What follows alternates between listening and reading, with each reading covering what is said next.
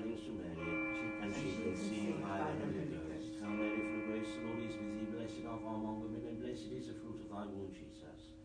Holy Mary, Mother of God, pray for us sinners now and at the hour of our death. Amen. Behold the handmaid of the Lord. Be it done unto me according to thy word. Hail Mary, full of grace, the Lord is with thee. Blessed art thou among women, and blessed is the fruit of thy womb, Jesus. Holy Mary, Mother of God, pray for us sinners now and at the hour of our death. Amen. And the Word was made flesh, and dwelt among us. Hail Mary, full of grace, the Lord is with thee. Blessed art thou among women, and blessed is the fruit of thy womb, Jesus. Holy Mary, Mother of God, pray for us sinners now and at the hour of our death. Amen. Pray for us, O Holy Mother of God, that we may be made worthy of the promises of Christ. Let us pray. Pour forth, we beseech thee, O Lord, thy grace into our hearts, that as we have known the incarnation of thy Son, Jesus Christ, by the message of an angel, so by his cross and passion may we come to know the glory of his resurrection. Through the same Jesus Christ our Lord. Amen.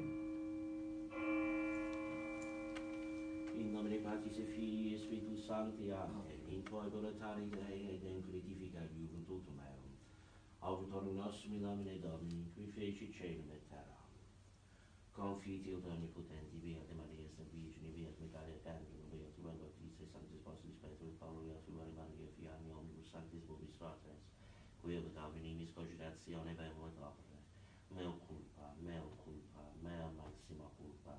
Ed io prego Beata Mariam, Semper Virginem, Beate Michael Arcangelo, Beate Juan Baptista, Sanctus Apostoli, Petrus, Paulo, Beate Juan Maria, Fiani, Omnibus Sanctus Vos Fratres, orare pro me Domum Deum nostrum. Miseria tutti iniquitens Deus in peccatis tuis purificate vitam aeternam. Amen. Confitio Deo omnipotenti, Beate Maria Semper Virgine, Beato Michael Arcangelo, Beato Ioanne Baptiste, Sanctis Apostolis Petrus Paulo, Omnibus Sanctis et Inipate, quia peccavimus cogitatione verbo et opere. Mea culpa, mea maxima culpa. Ed io prego Beata Maria Semper Virginem, Beato Michael Arcangelo, Beato Ioanne Baptista, Sanctus Apostolos Petrum Paulum, omnes sanctos et peccator, orare pro me ad Dominum Deum nostrum. Miseriato ves nitutens Deus et misericordiatis vestris perucat vos et vitam aeternam. Amen. Indulgenus et absolutionem et remissionem peccator nostrorum tribuat nobis omnipotente misericors Dominus. Amen. Deus tu conversus purificabis nas, et peccatus voluntate. Ostendi nobis Domini misericordiam tua, et salutare tua nobis. Domine et adirationem mea, et anima mea sancte mea. Dominus vobiscum, et cum spiritu tuo. Ordemus.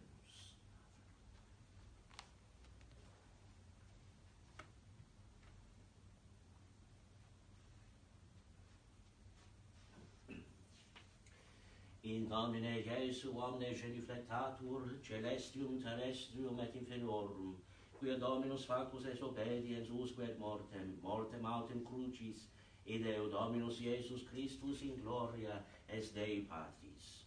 Domine exaudi rationem meam, et clamor mes a te veniat. In nomine Jesu omne genuflectatur, celestium, terrestrium et inferiorum, quia Dominus factus est obediens usque et mortem autem crucis, id eo Dominus Iesu Christus in gloria est Dei Patris. Kyrie eleison, Kyrie eleison, Kyrie eleison, Christe eleison, Christe eleison, Christe eleison, Kyrie eleison, Kyrie eleison, Kyrie eleison. Ordemus, flectamus genua,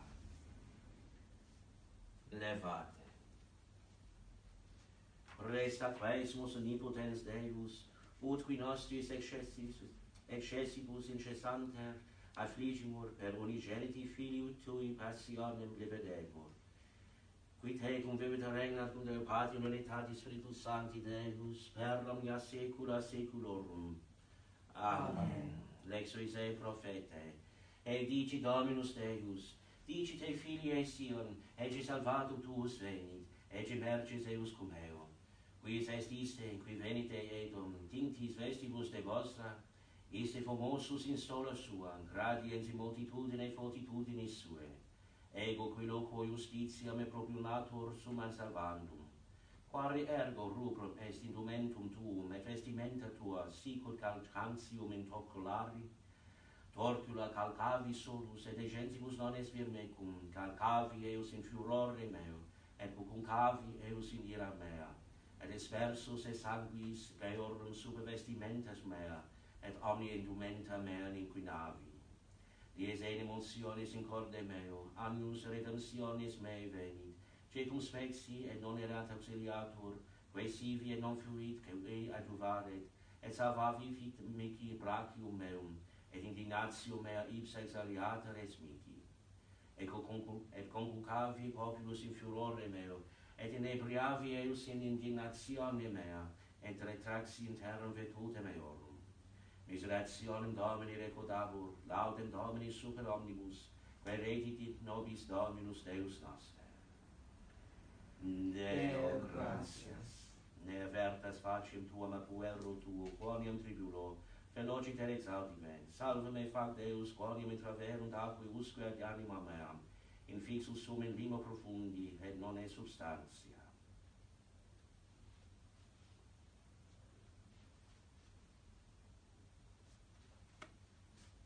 Dominus vobiscum, et cum spiritu tuo. Ordemus. Deus, qui pro nobis filium tuum crucis patibulum subire voluisti, ut inimicia nobis expelleres potestatem, concede nobis familis tuis ut resurrectionis gratiam consequamur. Periundum Dominum nostrum Iesum Christum Filium tuum, qui tecum vivita regna ad unitatis Spiritus Sancti Deus, per omnia saecula saeculorum. Amen. Ordemus.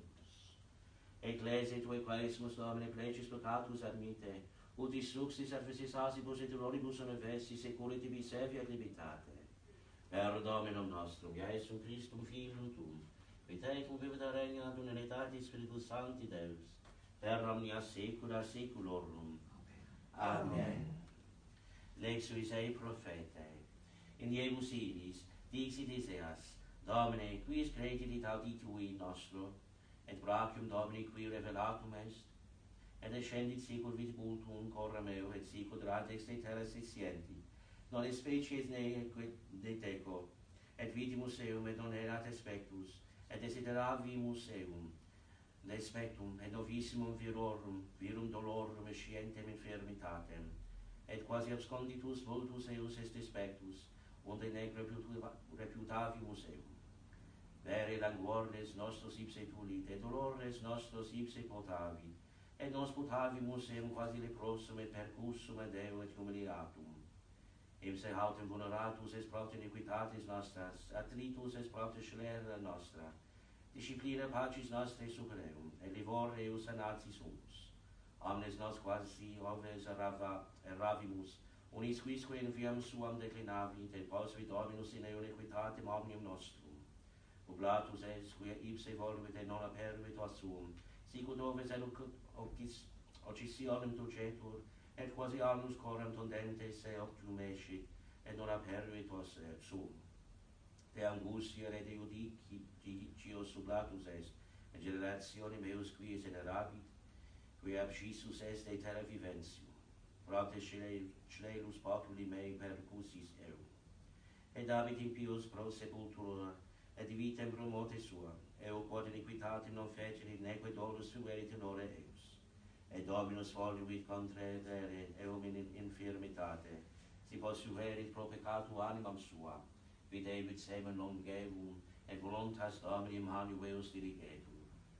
Pro eo quod laboravit anima eus, videbit et saturabitur, in scientia sua justificabit ipse justus servus meus multus, et iniquitatis eorum ipse potavit. Id eo dispersia me plurimus, et fotium divitit svolia, pro eo quod tradidit in mortem animam suam, et cum sceleratis reputatus est, et ipse peccatum multorum tulit, et pro transgressoribus rogavit. Deo gratias. Domine exaudirationem meam, et clamo meus a te veniant, ne avertas facem tuam a me, in quacunque die tribulo inclinerat me aurum tuam, in quacunque die invocavero te, volociter exaudi me, quia deficerum sicut fumus Deus mei, et ossa mei sicut in frixorio confrixas sunt, per cus sum sicut fenum et arduit cor meum, qui oblitus sum manducare panem meum. Tu exfugens Domine misericordis Sion, quia veni tempus miserendi eius.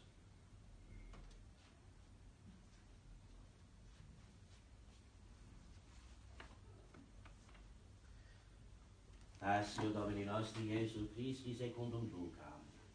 In illo tempore epocum quavi dies festus adimordum, qui dicito Pascha, et querebam principe sacerdotem et scribe quomodo Iesum interficerent, timebam vero plegum.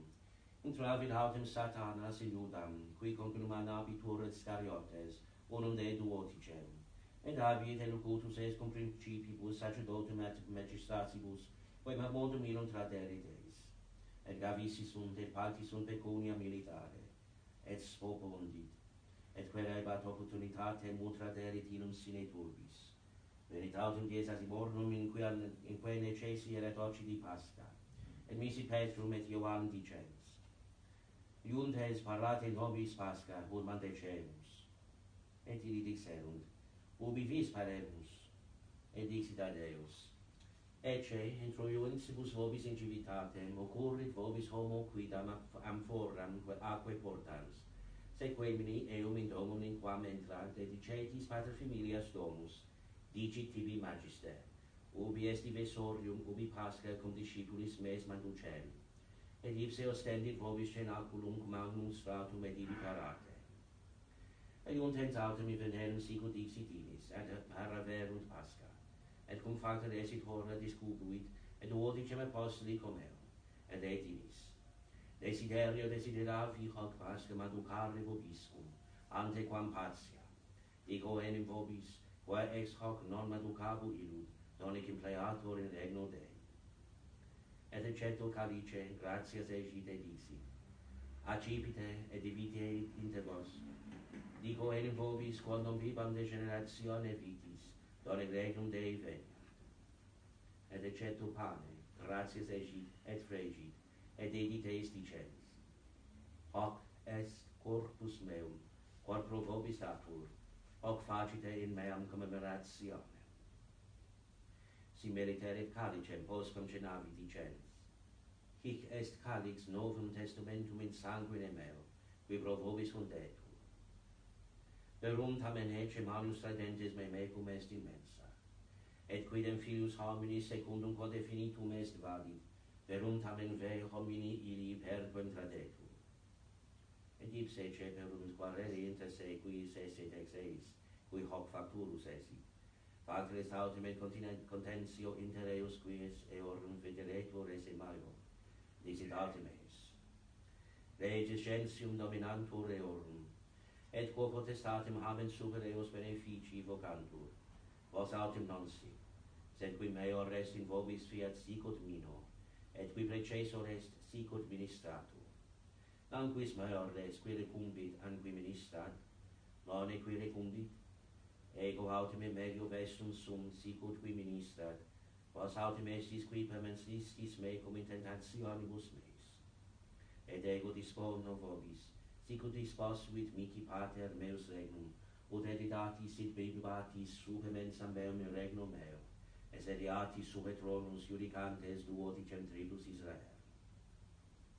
Et autem Dominus, Simon, Simon, ecce Satanus expectivit vos, ut prebrarit sicut liticum, ego autem rogavi pro te, ut non deficiat fides tua, et tu aliquando confessus confirma fratres tuos. Qui dixit ei, Domine, te comparatus sum et in carcerem et in mortem ire.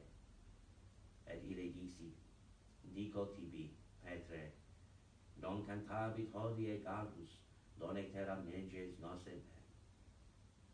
Et dixit eis, quando missi vos sine saculo et calceamentis nunquid aliquid effuit vobis? Et ille dixerunt, nihil, dixit ergueis, sed nunc qui habet saculum, tolatsi militare et paeram, et qui non habet, vendat unicum suam et emat gladi. Digo enim vobis quonium at hoc hoc, quod scriptum est, oportet in clariem me, et cum iniquis deputatus est, et enim ea quae sunde me finem habent. Et ille diserunt, Domine, ecce duo gladi hic, et ille dixit eis, sacis est. Et hic resus ibat secundum consuetudine me montem olevarum, sicut si sunt autem illo me discipuli, et cum prevenissit ad locum dixit iis. Orate, ne intretis in tentationem. Et ipse avulsus est ab eis quantum iactus est lapidis, et positi scientibus orabat dicens. Pater, si vis, transfer calicem istum a me, perunt a me non mea voluntas sed tua fiat.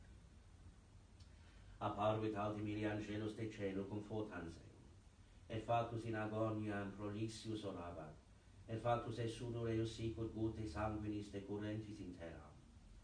Et cum solicit ab oratione et venissit a discipulus suus, in veritas domientes praexistitia, et eit iris, quid dormitis? Sugite, orate, ne intretis in tentationem. Et hoc eloquente ecce turba, et qui vocabitur Iudas, unus seditucinem, anticidebat eus, et appropinquavit Iesu, utus colonetur eum. Iesus autem dixit ili, Iuda, osculo filium hominis tradis? Videntes autem hiqui cerco ipsum erant quod fructurum erat iserunt ei. Domine, si percutimus in gladium, et percusit unus ex iris servum principes sacerdotum, et amputavit auriculum eus dextram. Respondens autem Iesus et, sinite usque huc, et cum titicit auriculum eus sanavit eum. Dixit autem Iesus ad eos, qui venerant et se principes sacerdotum et magistratus templi et seniores. Quasi et lectronum existis cum gladiis et fustibus, cum quotidie vobis confluerim in templo, non extensistis manus in me, sed hec est hora vestre et potestas tenebrarum. Comprehendentes autem eum, duxerunt ad domum principes sacerdotum, Petrus verus equipatur ad longe. Accensum autem inie in medio atrii, et circum sedensibus ilis, elet Petrus in medio eorum. Cum fidisit ancilla, quedam sedentem, et lumine teum fuisit intuita, dixit. Et hic cum illo erat? Et ille negavit eum dicens, Mulier, non novi illum. Et post pussilum alius videns eum dixit, et tu de elis es? Petrus veruet, O homo, non sum. Et intervallo factu quasi hore unius, alius quidam affermabat dicens, Vere, et hic cum illo erat, nam et Galileus est. Et eit Petrus, Homo, nescio quid dicis. Et continuo, ad hoc illo loquente cantavit Gallus. Et conversus Dominus expexit Petrum. Et recutatus est Petrus verbi Domini, sicut diserat, quia priusquam Gallus cantet, terme negavis. Et ingressus foras Petrus flebit amare. Et viri qui tenebam illudebant e cadentes. Et velerunt eum et bucusiebant faciem eus, et interrogabant eum dicentes. Provitissa, quis est quiter pecussit? Et alia multa blasphemantes dicebant in eum. Et ut factus est dies convenerunt seniores plebes et principes sacerdotum et scribae, et duxerunt illum in concilium suum dicentes, Si tu es Christus, dig nobis, et eit illis, Si vobis dixero, non creditis mihi, si autem et interrogavero, non respondebitis mihi, neque dimitetis. Ex hoc autem erit filius hominis sedens ad extis vetutis Dei. Dixerunt autem omnes, tu ergo est filius Dei? Qui eit, vos digitis quia ego sum.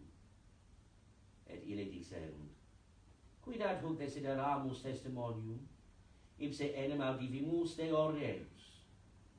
Et surgens omnis multitudo eorum, luxerunt illum ad Pilatum, ceperunt autem illum accusare dicentes. Hunc invenimus subvertentem gentem nostram, et voibentem tributa dare cessare, et dicentem se Christum regum esse. Pilatus autem interrogavit eum dicens, Tu es rex Judaeorum? Et ille respondens ei, Tu dicis. Et autem Pilatus et principes sacerdotum et turbas, nihil invenio causi in hoc homine.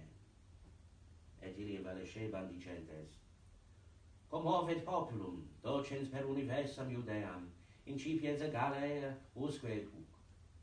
Pilatus autem audiens Galileam, interrogavit si homo Galileus esse, et ut conufit quod Herodis potestate esit remisit eum ad Herodem, qui et ipse Hieronymis erat illis Deus.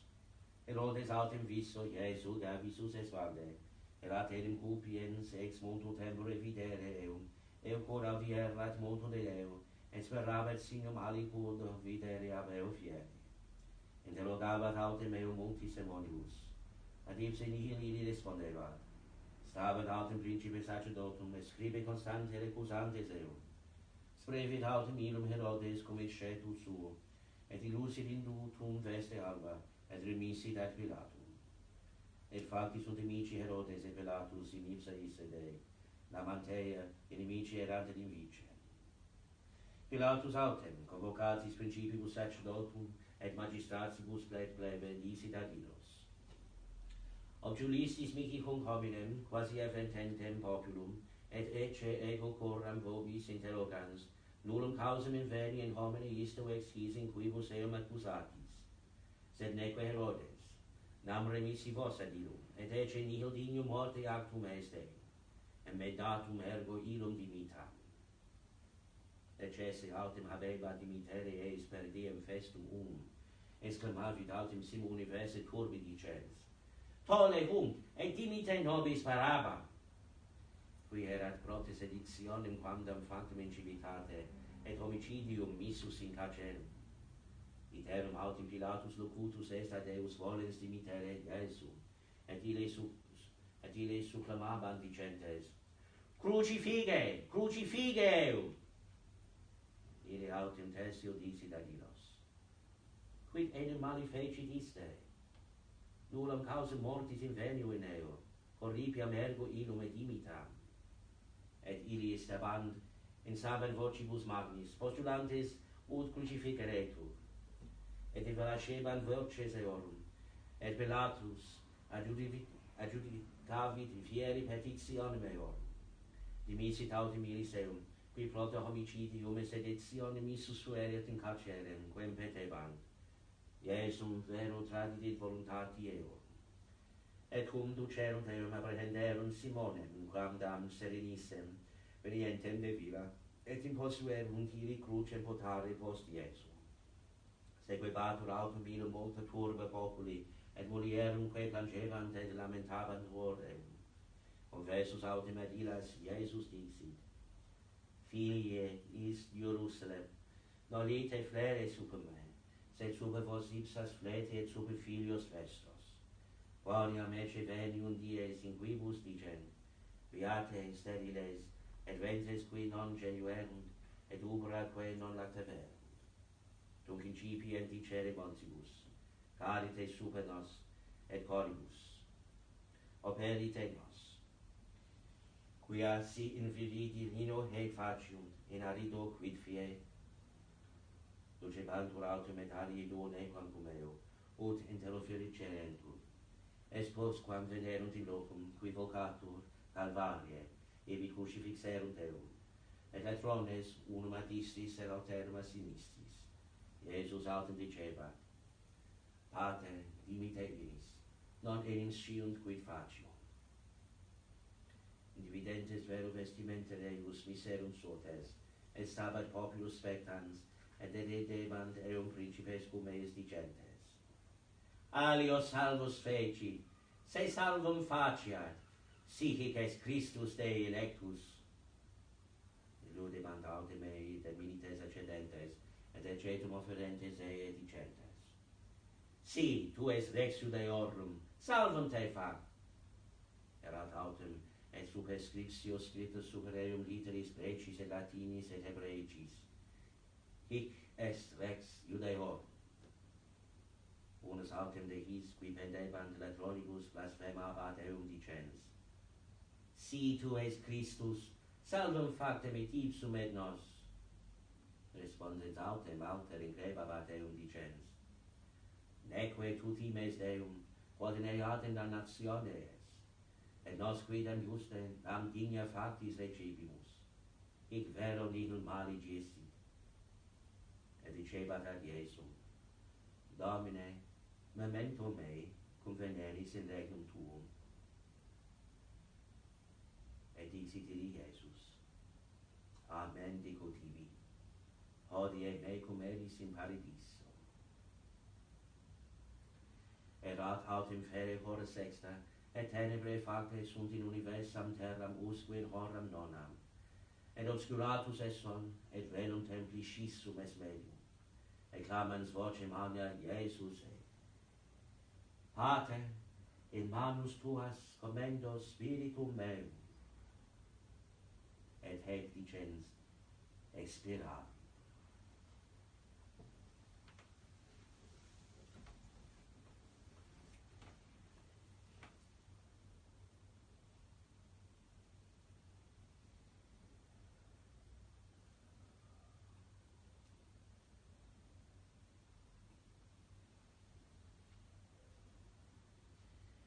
Videns autem centurio quod factum fuerant, glorificavit Deum dicens, vere hic homo justus erat, et omnes turbaeorum qui simuladerant, et spectaculum istud, et videbant quae fiebant, persecut siente spectora sua revetebantur, stabant autem omnes noti eius e longe, et mulieris quae sucut eum erant in Galilea, ec videntes.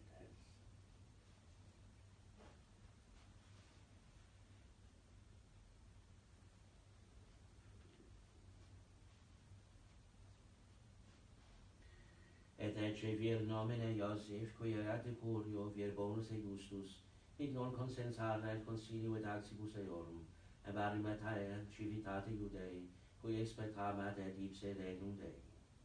Hic accesit ad Pilatum et pecit corpus Iesu, et depositum involvit sindone, et posvit eo monumento esciso, in quod nondum quisquam positus fuerat.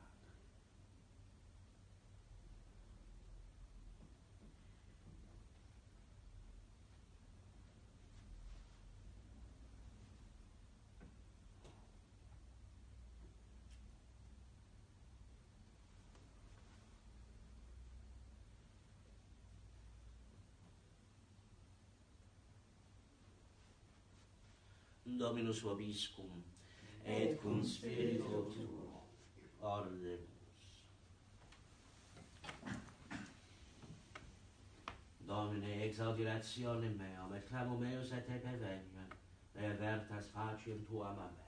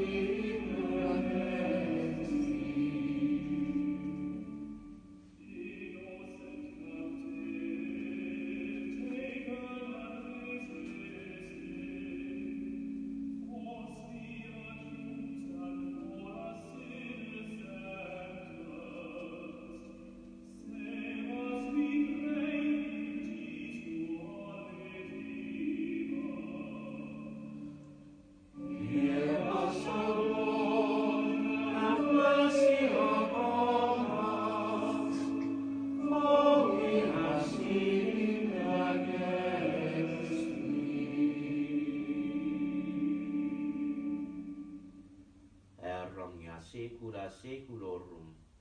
Amen.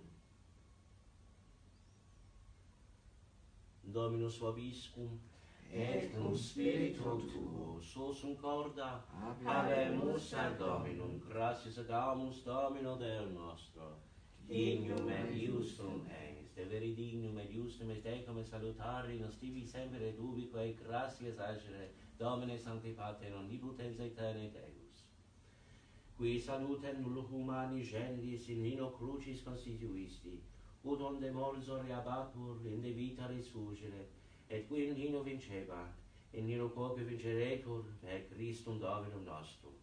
Ecum est tum lauda angeli adulant dominationis tremunt potestates, celis arunque virtutes et beatis seraphim socis utatione concelebrant, con quibus in nostris vocis ultimitio best deprecamur, supplici confessione dicentes. Sanctus, Sanctus, Sanctus, Dominus Deus Sabaoth, Plexum Celi et Terra Gloria Tua, Hosanna in excelsis. Benedictus qui venit in nomine Domini, Hosanna in excelsis.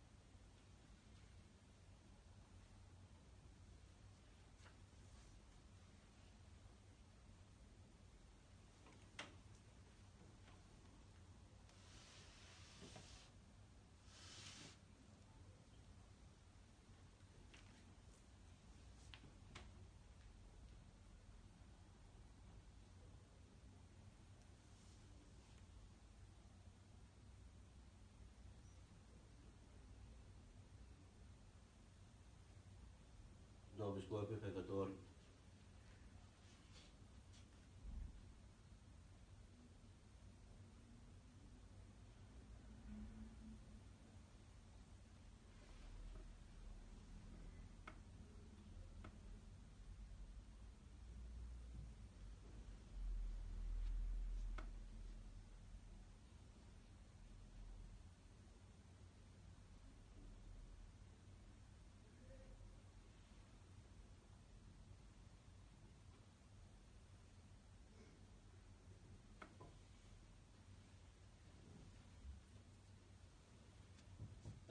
Ramnia secula seculorum. Amen.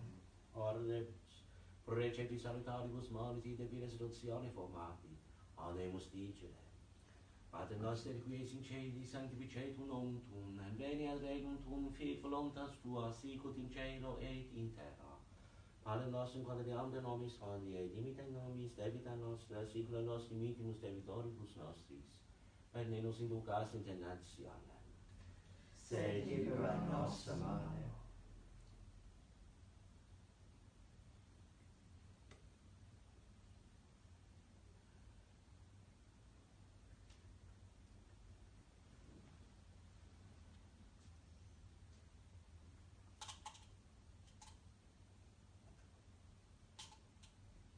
per omnia saecula saeculorum. Amen. Pax Domini sit semper vobiscum, Et cum spiritu tuo.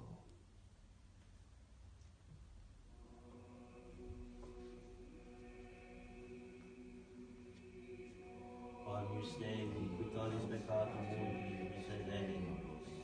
Agnus Dei, qui tollis peccatum mundi, miserere nobis. Agnus Dei, qui tollis peccatum mundi, dona nobis pace.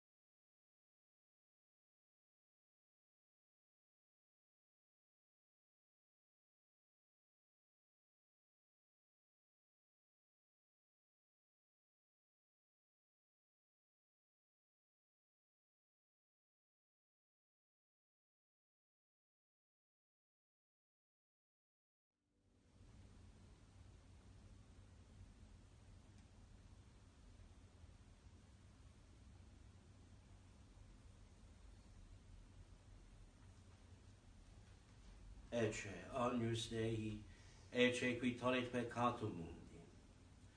Domine non sum dignus ut intres tectum meum, sed tantum dic verbo et senabitur anima mea. Domine non sum dignus ut intres tectum meum, sed tantum dic verbo et senabitur anima mea. Domine non sum dignus ut intres tectum meum, sed tantum dic verbo et senabitur anima mea. Brothers and sisters watching Mass online and unable therefore to receive the Blessed Sacrament, we invite you now to make an act of spiritual communion. My Jesus, I believe that thou art present in the Blessed Sacrament.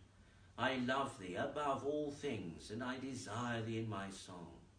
Since I cannot now receive thee sacramentally, come at least spiritually into my heart. As though thou wert already there, I embrace thee and unite myself wholly to thee. Permit not that I should ever be separated from thee. Amen.